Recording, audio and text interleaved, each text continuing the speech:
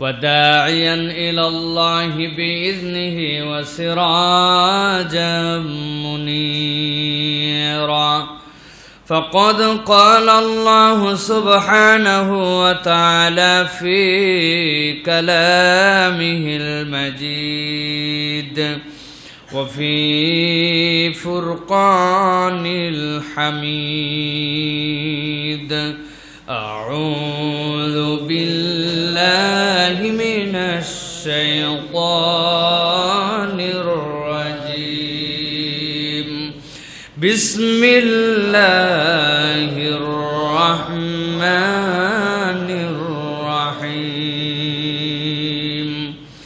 ليس البر أن تولوا وجوهكم قبل المشرق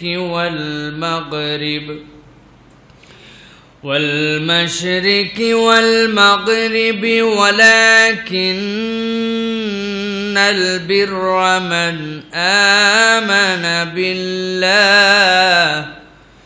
من آمن بالله واليوم الآخر والملائكة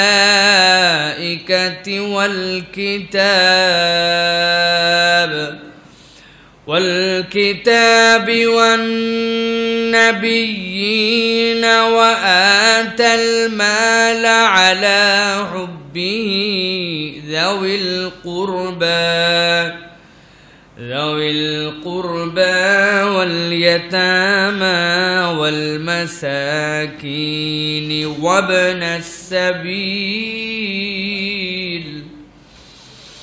وابن السبيل والسائلين وفي الرقاب وأقام الصلاة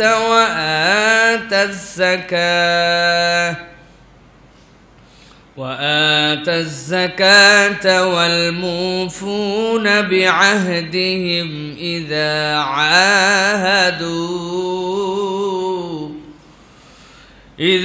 عاهدوا والصابرين في البأساء والضراء وحين البأس أولئك الذين صدقوا وأولئك هم المتقون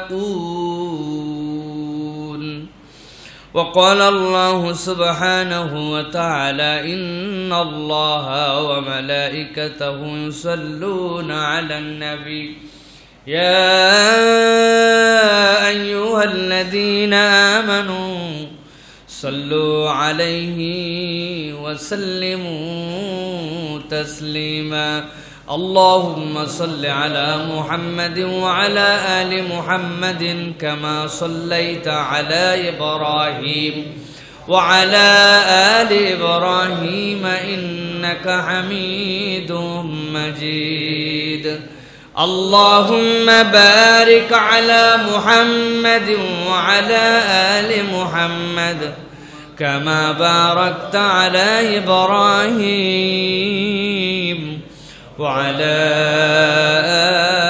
آل إبراهيم إنك حميد مجيد الحمد لله দয়াময় মেহেরবান মাবুদ আল্লাহ রাব্বুল আলামিনের কাছে শুকরগুজার হচ্ছি যে আল্লাহ রাব্বুল আলামিন আমাদেরকে সাইয়্যিদুল আইয়াম জুমার দিনে সাইয়্যিদুল মাকান আল্লাহ রাব্বুল আলামিনের ঘরে আজানের আগে ওয়াক্ত হওয়ার সাথে সাথে আল্লাহ রাব্বুল আলামিনের কথা শোনার জন্য আল্লাহ রাব্বুল আলামিনের দেওয়া সুস্থতার নিয়ামতের শুকরগুজার হয়ে আমাদেরকে আল্লাহ রাব্বুল আলামিন হাজির করেছেন সে আল্লাহ রাব্বুল আলামিনের কাছে সর্বাগ্রে কৃতজ্ঞ হচ্ছি তাঁরই শেখানো বাক্যে কালেমাতু শুকর আদায় করি পড়ছি আলহামদুলিল্লাহ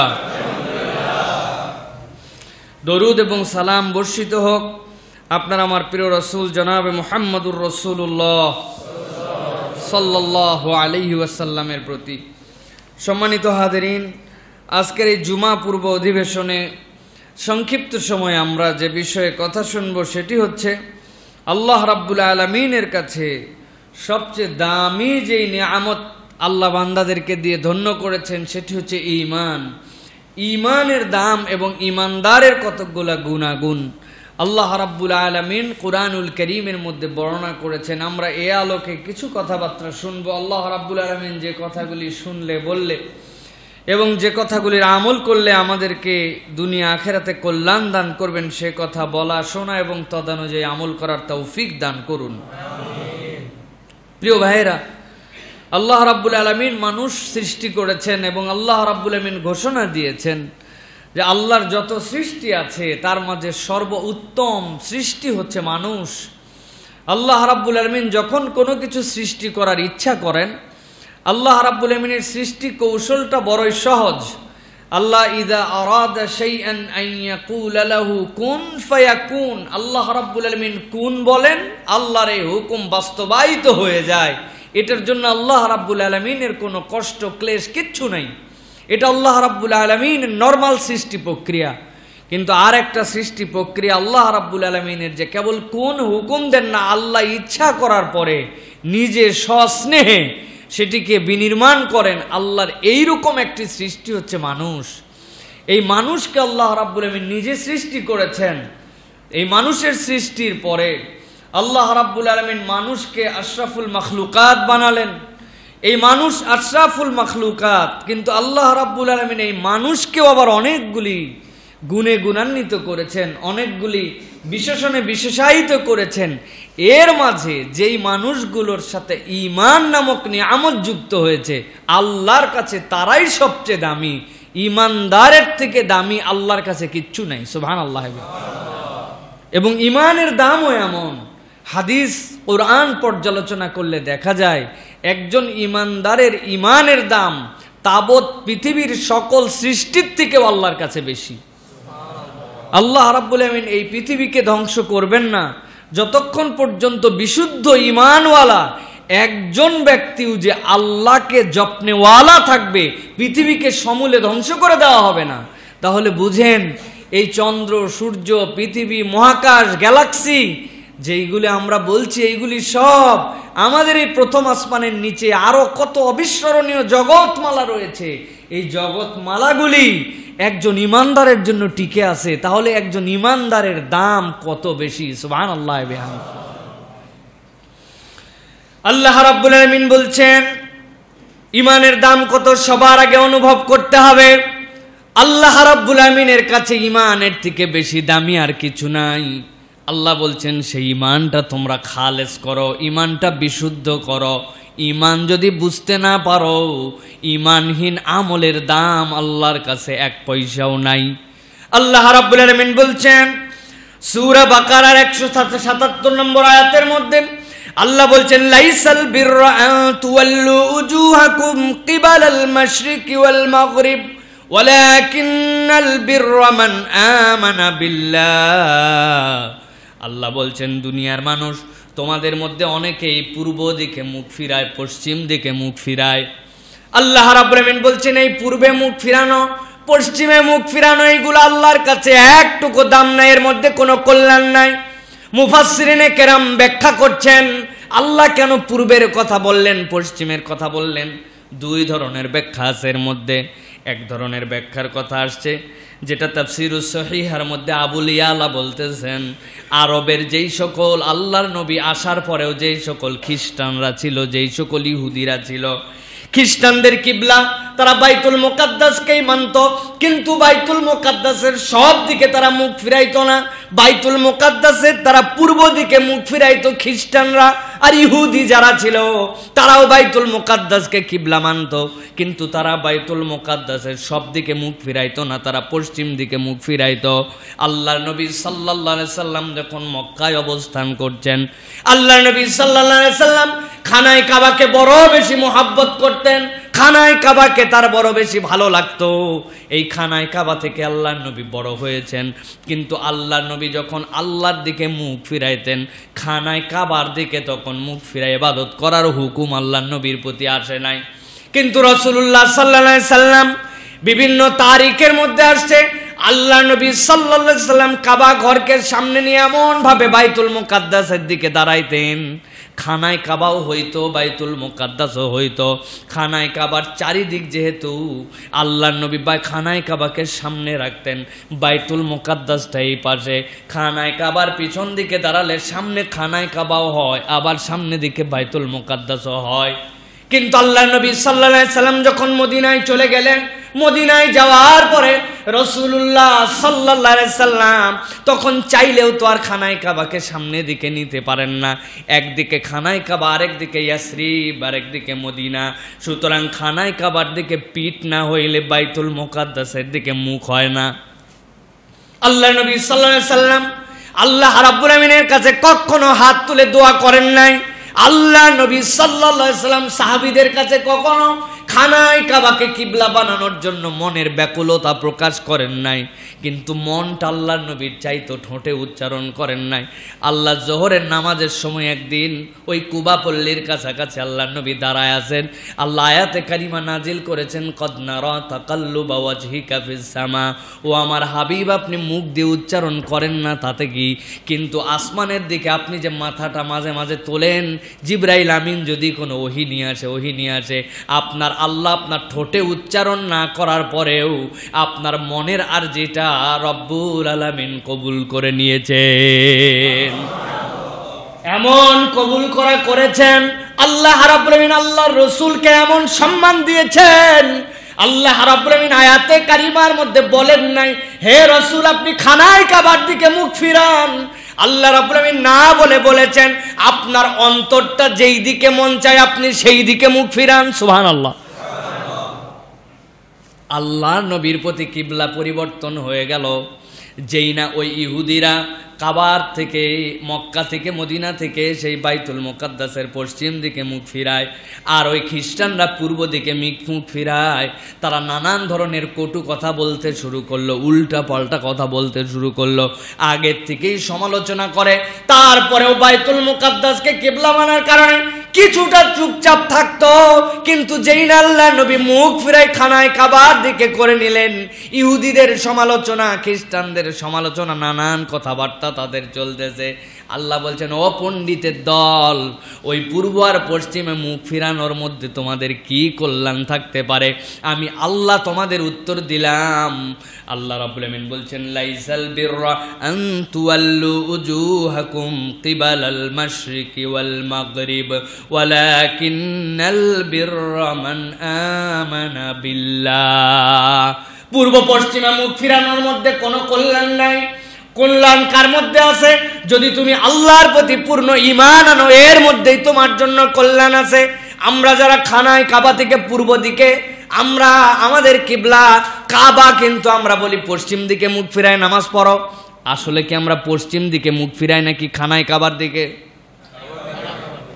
যারা খানায় কাবার থেকে পশ্চিম দিকে আছে, মিশর, ইজিপ্ট, নাইজেরিয়া, ওরা পূর্ব দিকে মুখ ফিরায় নামাজ পড়ে।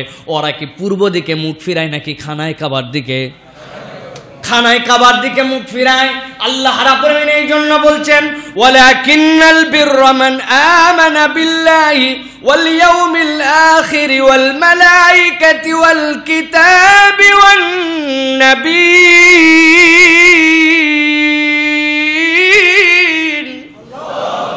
ও দুনিয়ার মানুষ, ভালো করে বুঝে নাও, তোমার এই পূর্ব পশ্চিম দিকে মুখ ফিরানোর দ্বারা কিচ্ছু যায় আসে না, তোমার একটুকু কল্যাণ নাই। তোমার কল্যাণ হচ্ছে তুমি যদি আল্লাহর প্রতি ঈমান আনো, আল্লাহ রাব্বুল আমিনের প্রতি বিশ্বাস স্থাপন করো। আল্লাহ বলছেন, আর আল্লাহর প্রতি ঈমান আনার পরে তোমার জন্য সবচেয়ে জরুরি কাজ হচ্ছে ওয়াল ইয়াউমিল আখির, পরকালকে তোমাকে সবার আগে বিশ্বাস স্থাপন করতে হবে। একটু মাথা খাটায় জিজ্ঞাসা করি, চিন্তা করেন তো একটু, আল্লাহ রাব্বুল আলামিন নিজের সৃষ্টিকর্তা, তিনি আপনার আমার মাবুদ, তিনি সব থেকে, তার সাথে তুলনা নাই, তার প্রতি ঈমান সবার আগে আনতে হবে, এটাই স্বাভাবিক, ঠিক কিনা? এরপরে মর্যাদা কাদের? যারা দুনিয়ার বুকে পয়গম্বর, দুনিয়াতে নবী আলাইহিমুস সালাম, আর সকল পয়গম্বরের সেরা পয়গম্বর ইমামুল আম্বিয়া মুহাম্মাদুর রাসূলুল্লাহ। তাহলে এই আয়াতে কারিমার মধ্যে তো একটা সাধারণ কমন সেন্সে মনে হয় যে আমাদের আল্লাহর পরে তো নবীদের প্রতি ঈমান আনার কথা। কি আমানতু বিল্লাহি ওয়া মালাইকাতিহি ওয়া কুতুবিহি, কোথায় গেল আমানতু বিল্লাহ ওয়া মালাইকাতিহি, এরপরে মালাইকার কথা বললেন আল্লাহ, তারপরে কি বললেন কিতাবের কথা, তারপরে রসুলের কথা। দুনিয়ার মানুষ ভালো করে বোঝেন, অনেক মুফাসসিরেরা যারা আকীদার কিতাব লিখছেন তারা বলছেন আপনি পরকালের বিশ্বাস, তকদিরের ভালো মন্দের বিশ্বাস ততক্ষণ পর্যন্ত বুঝবেনই না যতক্ষণ পর্যন্ত ইমানের এই সিকুয়েলটা, ইমানের এই ধারাবাহিকতাটা যদি আপনি না বোঝেন। আপনার যদি পরকালে বিশ্বাস প্রতিস্থাপন না হয় তাহলে আপনার মনের থেকে দুনিয়ার অন্যান্য হিসাবের মধ্যে বরাবর করতে পারবেন না। আপনারা এখানে কেউ কি জ্যাকেট পরে আসছেন নাকি? শীতের কোনো জ্যাকেট ট্যাকেট আছে নাকি গায়ে? শীতের জ্যাকেট ট্যাকেট গতবার শীতের পরে সবগুলাতে এগুলো ফালাই দিয়েছেন নদীতে, তাই তো না? ফালাইছেন? লেপ কম্বল সব তো ফেলে দিয়েছি আমরা, যেহেতু গতবার শীত যাওয়ার পরে আমাদের আর কোনো চিন্তা নাই, আর শীত আসবে না, শীত গেছে তো গেছে, তাই তো সবগুলা সুন্দর করে বাইন্দে লেপথনিন দিয়ে রাখছে যাতে ওর মধ্যে কোনো রকম পোকা না লাগে। মাঝে মাঝে রোদে দেয়, আসলো বলে এই তো গেছে আশ্বিন মাস, কার্তিক মাস, অগ্রহায়ণ মাস, শীত আসলো বলে আপনি আপনার জ্যাকেট, আপনি আপনার কম্বল, আপনি আপনার কাঁথা, আপনি আপনার লেপগুলা সবগুলাকে সংরক্ষণ করেছেন। কারণ আপনার একটা ঈমান আছে যে এই শীতই কেবল শেষ নয়, আবার সামনে শীত ঘুরে আসবে, এই জন্য এইগুলারে সব বিদায় করে দেওয়া যাবে না। আল্লাহ বলছেন শোনো, দুনিয়ার বুকে তোমার পূর্ব পশ্চিমে মুখ ফিরানোর মধ্যে কোনো কল্যাণ নাই। তোমার কল্যাণ হচ্ছে আল্লাহ রাব্বুল আলামিনের প্রতি ঈমান আনা। আর এরপরে তোমার দুনিয়ার জিন্দেগিতে আল্লাহর হুকুম যার সব নিজের জীবনে যদি বাস্তবায়ন করতে চাও, সব যদি আল্লাহর নখদর্পণে থেকে তোমার জীবন চালাতে চাও, তুমি যেরকম সামনে শীত আসবে, সামনে তোমার কি পরিবেশ হবে তার জন্য শীতের কাপড় সংরক্ষণ করেছো, তার থেকে হাজার কোটি গুণ দৃঢ়তার সাথে তোমাকে পরকাল নামক একটা দিবস আছে, এইটার প্রতি ঈমান রাখা লাগবে। পরকালের ঈমান না থাকলে বাকি কোনগুলার ঈমান আপনার বিশুদ্ধ হবে না। আল্লাহ রাব্বুল আমিনের প্রতি আপনার দুনিয়ার বুকে আল্লাহ কি করতে পারেন, এরপরে আপনাকে কোন জায়গায় হিসাব দিতে হবে, কোন জায়গায় আপনাকে দাঁড়াতে হবে, আপনার দুনিয়ার কর্মফল কোথায় আপনি পাবেন, এইটার প্রতি যদি আপনার পূর্ণ বিশ্বাস না থাকে তাইলে আপনি দুনিয়ার বুকে যাই ইচ্ছা তাই করতে পারেন। আর এইটার উপর যদি আপনার বিশ্বাস একবার মজবুত হয়ে যায়, একটা মানুষের শুধরায় যাওয়ার জন্য এই একটা ঈমানই তার জীবনে যথেষ্ট হবে। আল্লাহ রাব্বুল আমিন বলছেন এই জন্য এক নম্বরে আল্লাহর প্রতি ঈমান, দুই নম্বরে ওয়াল ইয়াউমিল আখির, এরপরে ওয়াল মালাইকা, ফেরেশতা মণ্ডলীর প্রতি, ওয়াল কিতাব, আল্লাহ আসমান থেকে যত কিতাব অবতীর্ণ করেছেন সব কিতাব, ওয়ান নবিয়িন, যত নবী সকল নবীদের প্রতি, ওয়া আতাল মালা আলা হুব্বি। আল্লাহ বলছেন যেই না এই ঈমানগুলা কমপ্লিট হয়ে যাবে, আমি আল্লাহ সাথে সাথে তোমাকে অ্যাকশানে দেখতে চাই, কাজে দেখতে চাই। ওই অ্যাকশানের কাজের সবচেয়ে বড় দিক হচ্ছে আল্লাহ তোমাকে যেই সম্পদ দিয়েছেন, যেটার প্রতি তোমার প্রীতি আছে, ভালোবাসা আছে, তোমার টাকার প্রতি তোমার ভালোবাসা আছে, তোমার সম্পদের প্রতি তোমার আকর্ষণ আছে, এটা আল্লাহর দেওয়া আকর্ষণ। আমার টাকা পয়সার প্রতি কোনো লোভই নাই, এটা আপনার মুখের কথা, মিথ্যা কথা। দুনিয়ায় যত মানুষ সকলের তার টাকার প্রতি মায়া আছে, লোভ আছে, আকর্ষণ আছে, আছে না ভাই? আল্লাহ রাব্বুল আমিন বলছেন ওয়া আতাল মালা আলা হুব্বিহি যাওয়িল কুরবা, তোমাকে যে সম্পদ দিয়েছি তোমার এই বিশ্বাসগুলো পূর্ণ হলে এবার তোমার অ্যাকশনটা কি? তোমার সম্পদ থেকে তুমি তোমার নিকট পরিজনদের জন্য ব্যয় করো, ওয়াল ইয়াতামা, ইয়েতিমদের জন্য ব্যয় করো, ওয়াল মাসাকিন, অভাবীদের জন্য ব্যয় করো, ওয়াবনাস সাবিল, যারা পথিক তাদের জন্য ব্যয় করো, ওয়াসাইলিন, যারা তোমার কাছে হাত পাতে তাদেরকেও তুমি দাও, ওয়ার রিকাব, ওয়া ফির রিকাব, আর যদি কেউ দাস হয়ে যায় দাস মুক্তির জন্য খরচ করো। যখন তোমার ঈমান পূর্ণ হবে এরপরে তোমার জন্য কাজ হবে এইগুলা তোমার সম্পদ থেকে ব্যয় করা। আল্লাহ রাব্বুল আমিন বলছেন আর তাদের বৈশিষ্ট্য কি হবে? ওয়া আকামাস সালাতা ওয়া আতাজ যাকাত, তারা সালাত কায়েমকারী হবে, যাকাত আদায়কারী হবে। দুনিয়ায় আমাদের মাথার মধ্যে এমন চমৎকার করে একটা পরিভাষা ঢুকায় দেওয়া হয়েছে, আমাদের সমাজে সবাই বলে নামাজ রোজা নামাজ রোজা। আল্লাহ কোরআন, পুরা কোরআন খুঁজে আপনি নামাজ রোজা খুঁজে পাবেন না। আল্লাহ সব জায়গায় বলছেন নামাজ আর জাকাত, নামাজ আর জাকাত, নামাজ আর জাকাত। আপনার নামাজে আপনি দাঁড়িয়েছেন, এই ভাই কি করে আমি জানি না, উনি কি করে জানি না, উনি কি করে হয়তো জানি আমি, উনার কয় টাকা পয়সা জানি না, উনার কয় টাকা পয়সা জানি না, উনাদের মধ্যে হয়তো জানাজানি হয়েও গেছে, কিন্তু জানাজানি হয়েও কোনো লাভ নাই। সাদা হোক, কালো হোক, ফর্সা হোক, ধনী হোক, বড় পদের হোক, নিচু পদের হোক, আপনার ওই অফিসের দারোয়ান হোক আর অফিসের মালিক হোক, পাশাপাশি দাঁড়ায় গেছে নামাজের মধ্যে। দুনিয়ার কোনো বাপের বেটার সাধ্য নাই বলতে পারে তুমি পিছাও অথবা তুমি আগাও। এইটা সুইয়া, এই সমাজের মধ্যে সাম্যতা, এইটার বাহ্যিক রূপ আমরা নামাজের মধ্যে দেখতে পাই।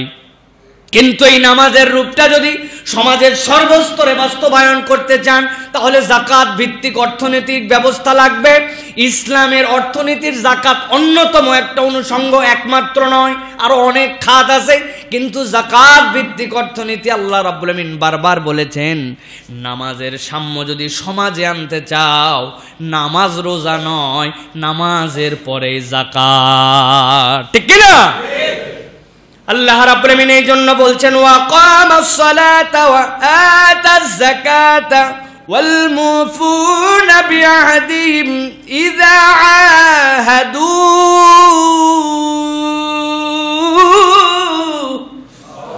আল্লাহ রাব্বুল আমিন বলছেন সালাত 1 নম্বরে, 2 নম্বরে যাকাত আদায় করবে, 3 নম্বরে ওয়াল মুফুনা বিআহদিহিম ইযা আহাদু। ইমানদারের চরিত্র হবে যদি কারো কাছে প্রতিশ্রুতি দেয়, প্রতিশ্রুতির ব্যত্যয় করবে না, যা প্রতিশ্রুতি দিয়েছে প্রতিশ্রুতি ভঙ্গকারী হবে না।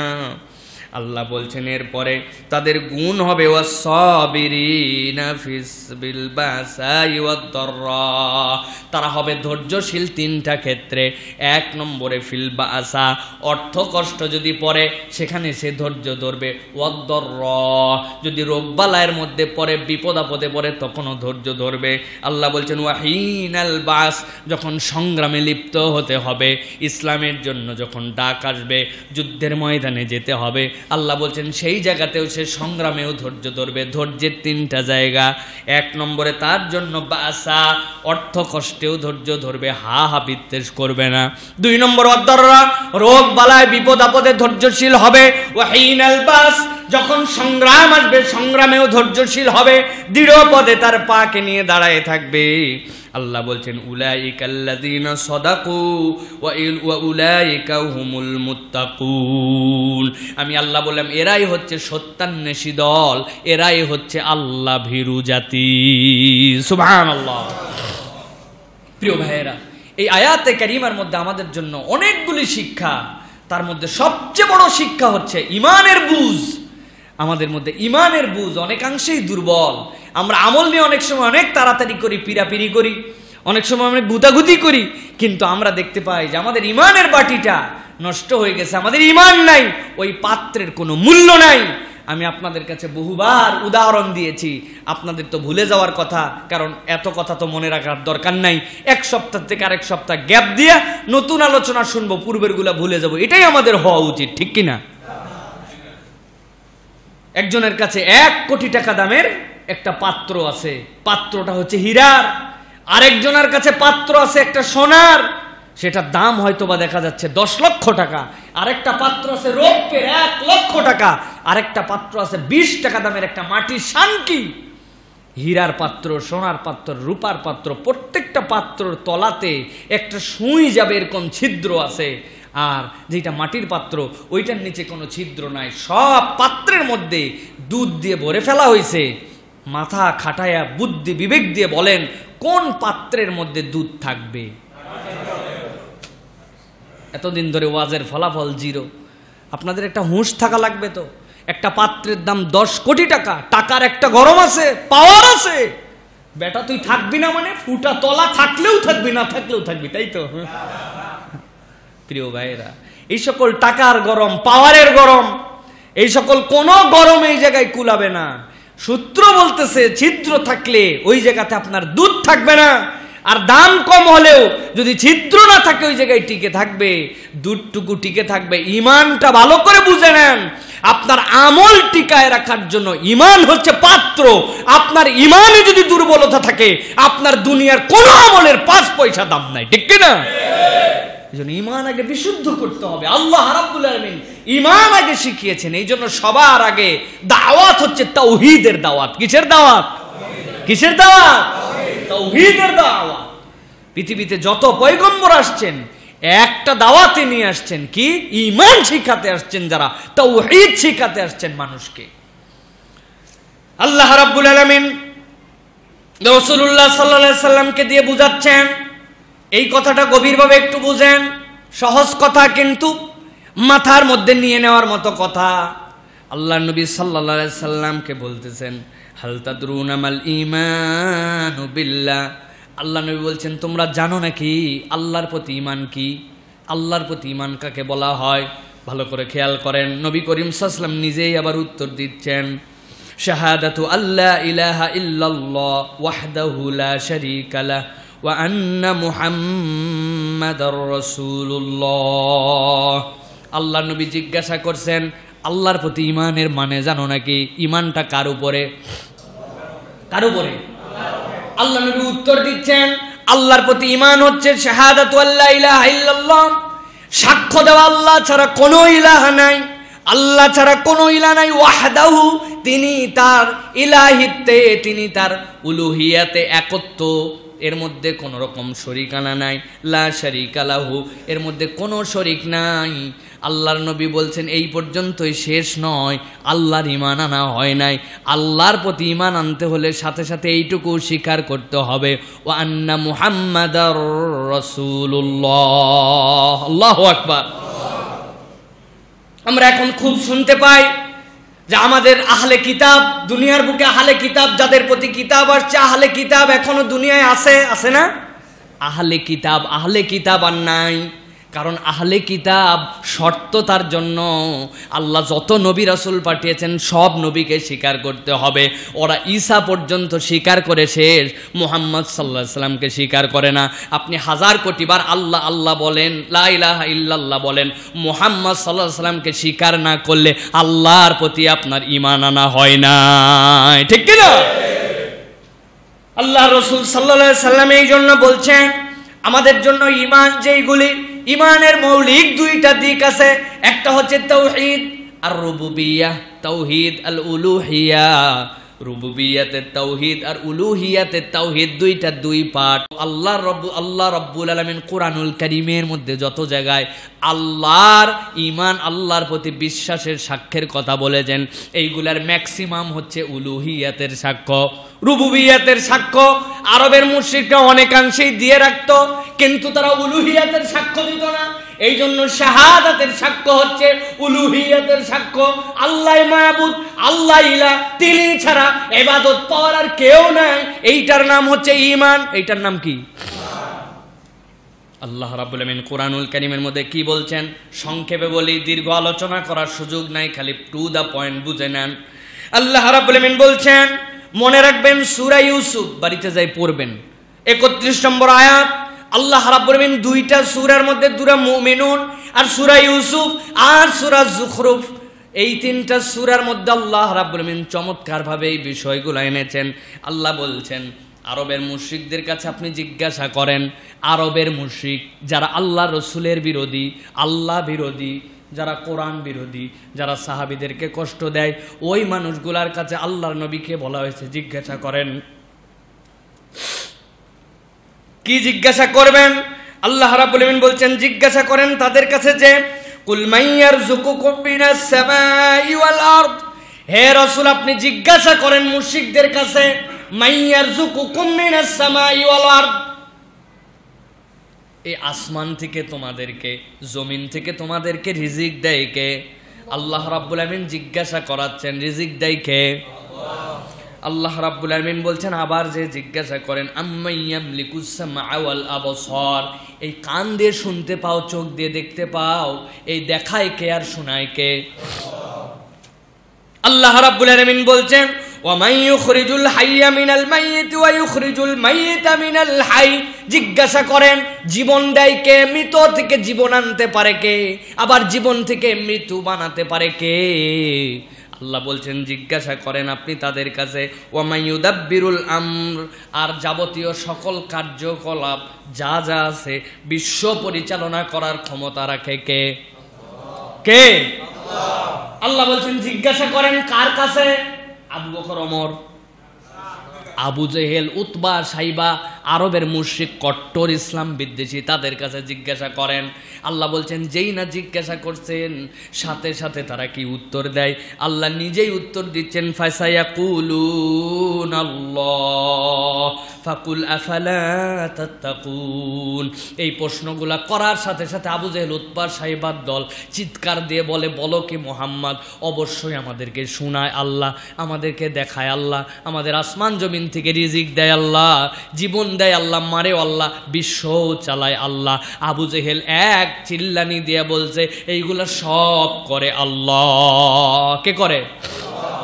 অতএব আমাদের সাথে আবু জেহেলের ঝামেলা আজকে মিটে গেল। আবু জেহেল আর আমরা ভাই ভাই, তাই তো? কেন? ওরাও সব বলছে আল্লাহ, আপনিও সব বলছেন যে আল্লাহ। ঈমান বোঝেন ভালো করেন। আল্লাহ রাব্বুল আলামিন বলছেন যান আবার জিজ্ঞাসা করেন, সূরা মুমিনুন 84 নম্বর আয়াতের মধ্যে আল্লাহ রাব্বুল আলামিন বলছেন, কুল লিমানিল আরদু ওয়া মান ফিহা ইন কুনতুম তা'লামুন।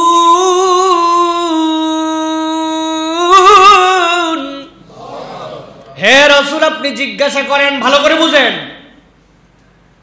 আবু জেহেল, উতবা, সাইবার কাছে বলেন, কুল বলেন তার কাছে, লিমানিল আরদু ওয়া মান ফিহা, এই জমিনটা কার আর এই জমিনের ভিতরে যা কিছু আছে এইগুলার মালিক কে?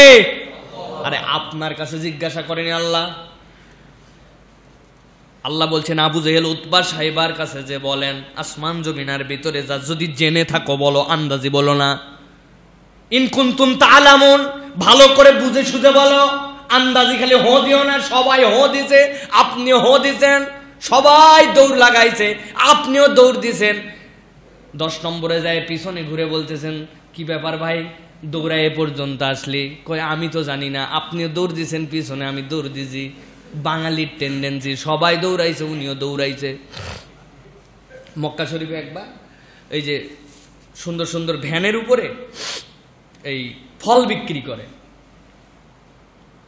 এখন এক ফল বিক্রেতা ফল রাখছে। আবার অনেক জায়গায় দেখা যায় যে বিভিন্ন জায়গায় হাজিদেরকে খাওয়ার জন্য সাবিল দেয়, হাদিয়া দেয়, বিভিন্ন জায়গাতে ফল টল এগুলো হাদিয়া দেয়। এখন বাঙালি আমরা যারাই হাজিরা, বাঙালি না শুধু, সবাই হাজিদের যেখানে সাবিল পাওয়া যাবে, হাদিয়া পাওয়া যাবে, সব হাজি ছুট দিছে, লাগলেও নিবে না লাগলেও নিবে, 2 প্যাকেট 3 প্যাকেট করে নেওয়াই লাগবে। এটা tendency all over of the world. তো এখন ওই পুরা ব্যাগ ভর্তি তার জিনিসপত্র সব ভ্যানের প্রতি জুম্মার নামাজ পর বেচবে। হঠাৎ করে ওনার পলিথিন ফুরায় গেছে, হাজিদেরকে যে মাল দিবে বিক্রি করবে পলিথিন নাই। তো ও গেছে পাশের দোকানে পলিথিন নিতে, হঠাৎ করে কোনো একটা হাজি এই জায়গায় আসছে, এসে ঘোষণা দিছে নিজে নিজে যে সাবিল সাবিল। আর যাবে কোথায়, সবাই যে যার মতো ভ্যান ফাঁকা করে দিয়ে একবারে বিদায়। ও আসার পর তো মাথা ধরে বসে পড়ছে যে কি ঘটনা কি। এক হাজি খালি বলছে সাবিল, বাকি হাজি চিন্তাও করে না এটা সাবিল না সাবিল না, মারামারি করে ওর ভ্যান উজাড় করে দিচ্ছে, ব্যবসা হাওয়া। এই যে আমাদের হো দিলাম, একদিকে দৌড় দিলাম। আল্লাহ বলছেন এরকম হো দেওয়ার মতো না। আল্লাহ বলছেন ইন কুনতুম তা'লামুন, বুঝে সুঝে বলো আল্লাহ রাব্বুল আলামিন এই জমিনের মালিক কে, আর এই জমিনের ভিতরে যা কিছু আছে তার মালিক কে। আবু জেহেল, উতবা, সাইবার দল বুঝে বলো। আল্লাহ রাব্বুল আলামিন বলছেন সায়াকুলুনা লিল্লাহ, এক মুহূর্ত দেরি করবে না। কদ সিন সাউফা, কি জন্য আসে? যারা আরবির গ্রামার জানেন তারা জানেন এটা ঠোঁটের মাথায় থাকা কথা। এক মুহূর্ত দেরি করে নাই, একদম করিবের অর্থ বলতে দেরি, উত্তর দিতে দেরি নাই। সায়াকুলুনা লিল্লাহ কুল আফালা তাযাক্কারুন, আল্লাহ বলছেন বললে তো আল্লাহ তাও কি শিক্ষা নিবে না? আল্লাহ বলছেন আবার জিজ্ঞাসা করেন কুল মান রব্বুস সামাওয়াতিস সাবঈ ওয়া রব্বুল আরশিল আযীম, হে রাসূল আপনি জিজ্ঞাসা করেন আরশে আজিমের মালিক কে, আর ওই আরশে আজিমের মালিকের সাথে সাথে ৭টা আসমান, যে আসমানে আসমান সমূহের মালিককে জিজ্ঞাসা করেন। আল্লাহ রাব্বুল আমিন বলছেন সায়াকুলুনা লিল্লাহ কুল আফালা তাত্তাকুন। এক মুহূর্ত তারা দেরি করবে না, দেরি না করে তারা জিজ্ঞাসা করার সাথে সাথে উত্তর দিয়ে দিবে সায়াকুলুনা লিল্লাহ। আল্লাহ রাব্বুল আমিন বলছেন এইগুলো সব আল্লাহর, তারা সাথে সাথে বলবে। আল্লাহ বলছেন আফালা তাত্তাকুন, আপনি জিজ্ঞাসা করেন তাদেরকে তোমরা কি তারপরে আল্লাহকে ভয় করবে না? কুল মান বিয়াদিহি মালাকুতু কুল্লি শাইইন ওয়া হুয়া ইউজিরু ওয়া লা ইউজার। আল্লাহ রাব্বুল আমিন বলছেন আরো জিজ্ঞাসা করেন ঈমান বুঝার জন্য, এই দুনিয়ার রাজত্বের মালিককে, দুনিয়ায় ত্রাণকর্তাকে, সকলে যা ত্রাণের মুখাপেক্ষী তিনি কারো দিকে মুখাপেক্ষী নয়, এরকম একজন রব, এরকম একজন খালিক আছেন, তিনি কে? আল্লাহ রাব্বুল আমিন বলছেন ইন কুনতুম তা'লামুন, যদি তোমরা বুঝে থাকো তাহলে তোমরা উত্তর দাও। আল্লাহ বলছেন উত্তর তারা কি দিবে? আমি আল্লাহ উত্তর দিচ্ছি তাদের হয়ে। তারা কি বলবে? সায়াকুলুনা লিল্লাহ কুল ফাআন্না তুসহারুন। আল্লাহ বলছেন জিজ্ঞাসা করতে দেরি, তাদের উত্তর দিতে দেরি নাই। এসিটা অফ করে দেন তো, বসেন বসেন। আল্লাহ রাব্বুল আলামিন বলছেন দুনিয়ার মানুষ, এই মানুষগুলোর কাছে যেই না জিজ্ঞাসা করা হবে যে তোমাদের বলো ত্রাণকর্তাকে, কার দিকে সবাই মুখ ফিরায়, কেউ তার, সকলেই তার মুখাপেক্ষী, তিনি কারো মুখাপেক্ষী নন, এরকম রব, এরকম মালিককে। আল্লাহ বলছেন এক মুহূর্ত দেরি না করে তারা বলবে আল্লাহ। আল্লাহ বলছেন তাহলে কিসে তোমাদেরকে তারপরেও বিভ্রান্ত করে রাখলো? প্রিয় ভাইয়েরা, ভালো করে বুঝতে হবে। সবগুলোর উত্তর দিল ওই আরবের মুশরিকরা আল্লাহ। তারপরেও আল্লাহ বলছেন এই মানুষগুলার ঈমান পূর্ণ হলো না।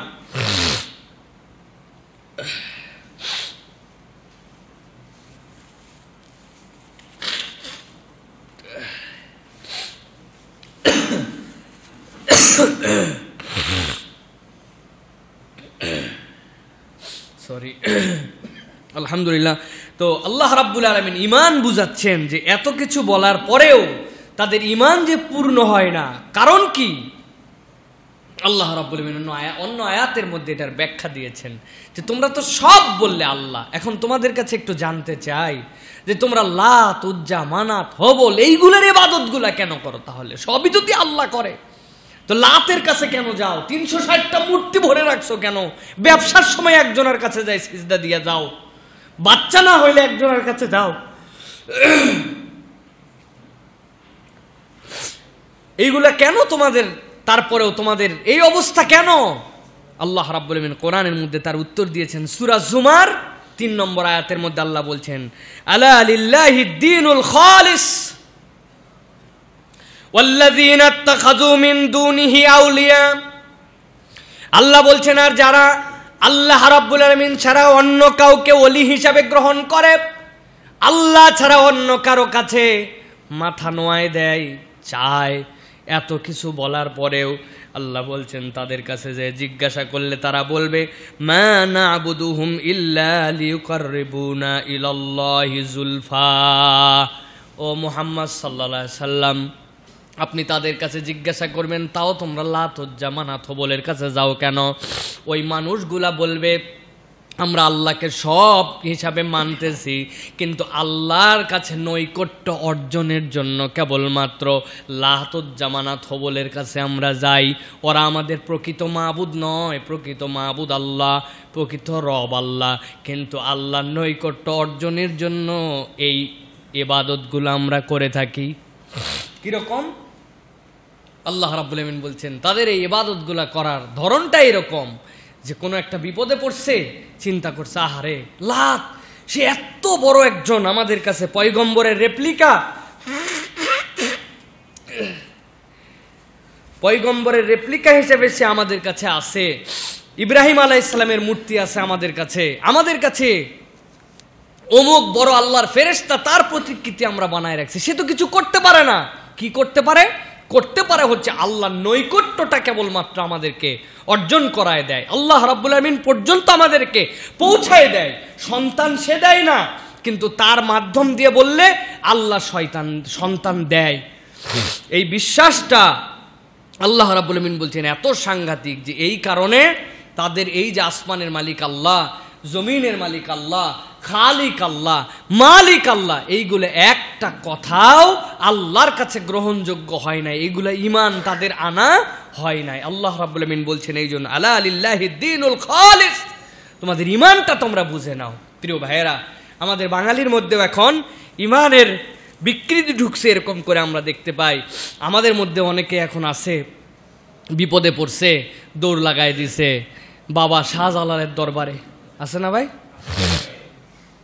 আমাদের দেশে যে নির্বাচন শুরু হয়, এই নির্বাচনের ভোট চাওয়া হয় কোন জায়গার থেকে? কোন জায়গার থেকে শুরু হয়? আলহামদুলিল্লাহ।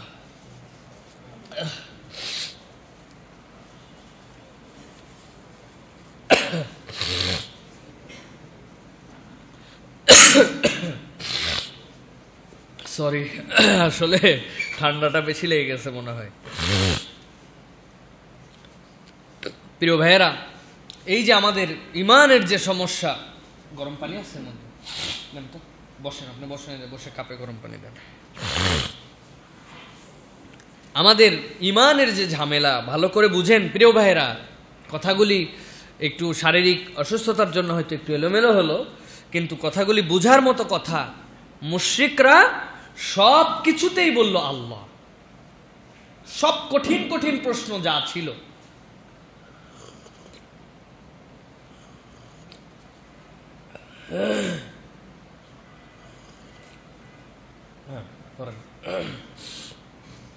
আলহামদুলিল্লাহ, সব কঠিন কঠিন প্রশ্ন, জীবন দেয় কে, মারে কে, দেখায় কে, শোনায় কে, আসমানের মালিক কে, সাত আসমানের মালিক কে, আরশে আজিমের মালিক কে, লা ইউজিরু ওয়ালা ইউজার, দুনিয়ার সবাই যার মুখাপেক্ষী, তিনি ত্রাণকর্তা, তিনি কারো ত্রাণ নেন না, কে? আল্লাহ। সব বলার পর আল্লাহ বলছেন ঈমান হয় নাই।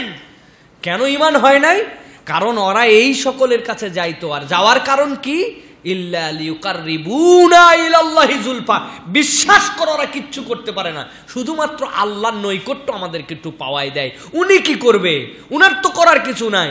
বাবা অমুক বাবার কাছে গেলে, কিছু মান্যত দিলে, উনি ইবাদত করতে করতে আল্লাহর এমন মহব্বতের হয়ে গেছে, উনি কিছু করতে পারে না, কিন্তু উনি খুশি হইলে আল্লাহরে বলে দেয়, আল্লাহ দেয়, কিন্তু বাবার মাধ্যম দিয়ে দেয়। এই জন্য মাজারের ব্যবসা এত রমরমা, ঠিক কিনা? প্রিয় ভাইয়েরা, ঈমান ভালো করে বুঝেন। আল্লাহ এই জন্য বলছেন যে তোমাদের ওই পূর্ব পশ্চিমে মুখ ফিরানোর মধ্যে কিচ্ছু নাই, তোমার ঈমান অল্পতে চলে যায়। চিন্তা করে অন্য কিছু তো হয় না। হুজুর এক তাবিজ দেয়, তাবিজের মধ্যে ইয়া হামানু ইয়া কামানু লিখে দেয়, ওইটা লটকালে কাজ হয়। হুজুরের তাবিজে কাজ হয়, ডাইরেক্ট আল্লাহর কাছে বললে হয় না। এইরকম ঈমানদার আমাদের ঘরে ঘরে, তারা আবার নিজেদেরকে মুমিন পরিচয় দেয়, ঠিক কিনা? আছে কিনা? আছে কিনা এইগুলো আমাদের? প্রিয় ভাইয়েরা, খুব সাবধান এই জন্য ঈমানের মাসালা। এই জন্য তাওহীদ বুঝতে হবে আপনাকে, তাওহীদে উলুহিয়াত বুঝতে হবে, তাওহীদের রুবুবিয়্যাত বুঝতে হবে। এই ছেলে বসা, আমার মসজিদে সকলের ঘাড়ের উপর দিয়ে আসা যায় না। 9:30 এখানে লোক আসছে, অন্য মসজিদে হয় এইগুলা।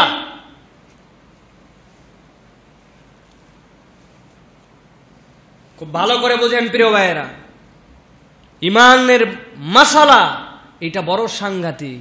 এই জন্য ঈমান বিশুদ্ধ হতে হবে। আল্লাহ রাব্বুল আলামিন ইলাহ, লা মা'বুদা ইল্লাল্লাহ, এটা আপনার মাবুদ হিসেবে আপনাকে স্বীকৃতি দিতে হবে। আল্লাহ বলছেন এর নাম ঈমান। তাছাড়া আবু জেহেল, উতবা, সাইবার দল, এরা জানতো, এরা স্বীকার করত, কিন্তু আল্লাহ বলছেন তারপরে এদের ঈমান হয় নাই। আল্লাহ রাব্বুল আলামিন বলছেন সর্বশেষ কি বলছেন? ইন্নাল্লাহা ইয়াহকুমু বাইনাহুম ফীমা হুম ফীহি ইখতালিফুন ইন্নাল্লাহা লা ইয়াহদি মান হুয়া কাযিবুন কাফফার।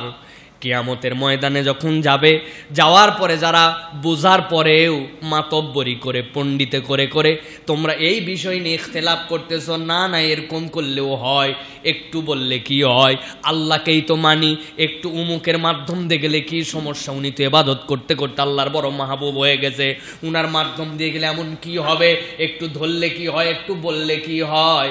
আল্লাহ বলছেন যারা এই বিভেদ করতেছো, কিয়ামতের দিন আল্লাহ তোমাদের হিসাব বুঝায় দিবেন। ওই দিন যাওয়ার পরে কিন্তু তোমাদের কোনো বাঁচার কায়দা থাকবে না। এই জন্য আল্লাহ রাব্বুল আলামিন প্রথম আয়াতে কারিমা যেটা বলেছেন, লাইসাল বিররা আন তুওয়াল্লু ওয়ুজুহাকুম কিবালাল মাশরিকি ওয়াল মাগরিব ওয়ালাকিন্নাল বিররা মান আমানা বিল্লাহি ওয়াল ইয়াউমিল আখির। আগে আল্লাহর প্রতি ঈমান আনতে হবে, তারপরে পরকাল দিবসে আল্লাহ যেভাবে বলেছেন আপনার ঈমান সেইভাবে আনতে হবে, কেননা পরকাল দিবসে ওই আল্লাহর সামনে আপনাকে আমাকে দাঁড়াতে হবে, ঠিক কি না? আল্লাহ কোরআনুল কারীমের মধ্যে বলছেন, আহাসিবান নাসু আন ইউতরাকু আন ইয়াকুলু আমান্না ওয়া হুম লা ইফতানুন।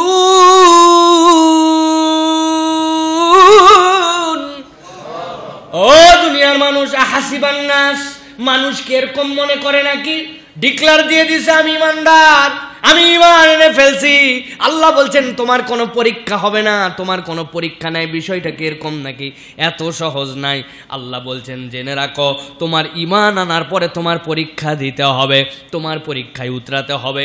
একজন বলল এইভাবে ঈমান আনলে হয়, একজন বলল চলেন এর কাছে চলে যায়, একজন বলল বাচ্চা হচ্ছে না চলেন আজমিরে চলে যায়, আজমিরে গেলে কেউ ফেরে না খালি হাতে, অতএব বাবার দরবারে রওনা হয়ে গেছে। উনিও বলে আল্লাহ খালিক, আল্লাহ মালিক। যান কেন কানে? কয় যাই এই জন্য উনি আল্লাহর বড় বুজুর্গ। আরে আমরাও তো স্বীকার করি উনি বুজুর্গ, কিন্তু যান কেন আপনি? কয় উনি কিছুই করতে পারে না, কিন্তু উনার কাছে একটু মান্নত দিলে উনি খুশি হয়, উনি খুশি হয়ে আল্লাহরে বলে দেয়, আর আল্লাহরে বললে আল্লাহই দেয়, এই জন্য একটু ওইখানে যাই। আপনি যদি এই ঈমান নিয়ে চলাফেরা করেন, আপনার ঈমান আর আবু জেহেলের ঈমানে পার্থক্য নাই।